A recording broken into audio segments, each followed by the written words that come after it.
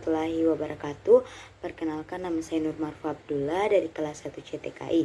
Jadi di video kali ini saya akan menjelaskan materi tentang dasar keselamatan dan kesehatan kerja, budaya K3, dan peraturan perundangan K3.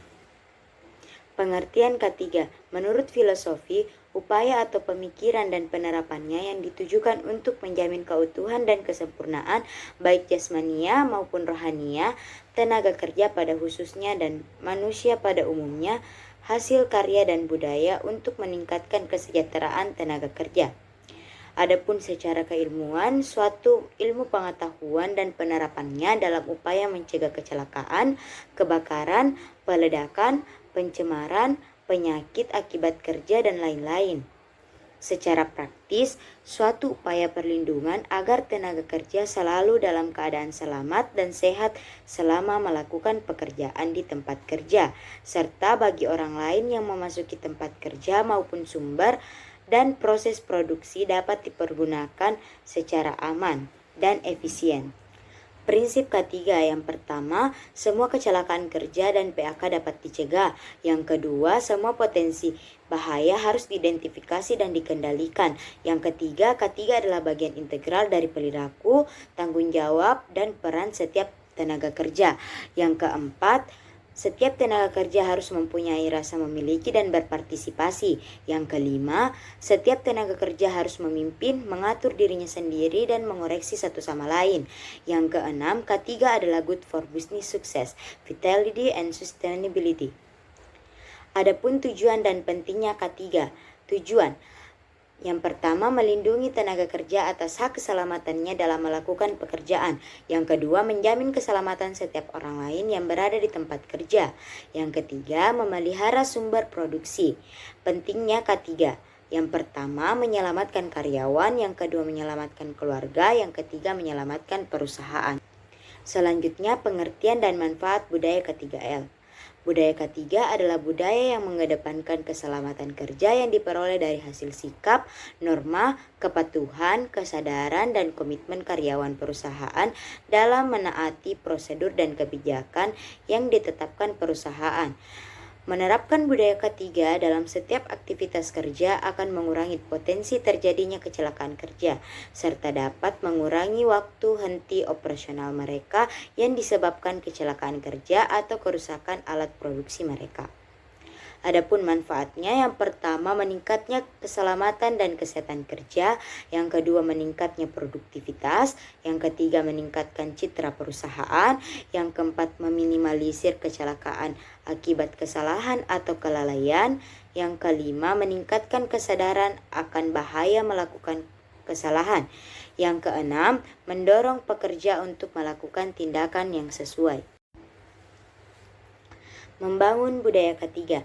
Budaya K3 merupakan budaya organisasi yang dapat mempengaruhi sikap, keyakinan, norma, persepsi, dan perilaku yang berkaitan dengan meningkatnya atau menurunnya risiko selamat. Ciri-cirinya ialah kepemimpinan yang proaktif dalam K3, karyawan yang sadar K3, sistem K3 yang efektif, dan lingkungan yang aman dan sehat. Adapun langkah-langkah membangun budaya K3, yang pertama komitmen manajemen, yang kedua penyusunan kebijakan K3L, yang ketiga latihan dan edukasi, yang keempat partisipasi aktif pekerja, yang kelima penerapan sistem, yang keenam evaluasi dan perbaikan, yang ketujuh penghargaan dan disiplin. Kecelakaan kerja dan penyebabnya. Suatu kejadian tidak diduga yang mengakibatkan kacaunya proses pekerjaan atau produksi yang direncanakan sebelumnya. Adapun penyebabnya sekira 80-90% disebabkan oleh unsafe behavior dan 10-20% karena safe condition. Yang kedua itu perilaku dan tindakan tidak aman disebabkan mindset sebagian besar orang tentang bahaya. Incident Command System, sebuah perangkat atau sistem yang memiliki prinsip penanggulangan insiden atau bencana yang efektif dalam sistem komando, koordinasi, komunikasi, dan pengelolaan sumber daya untuk menanggulangi keadaan darurat. Definisi Peraturan Perundangan K3.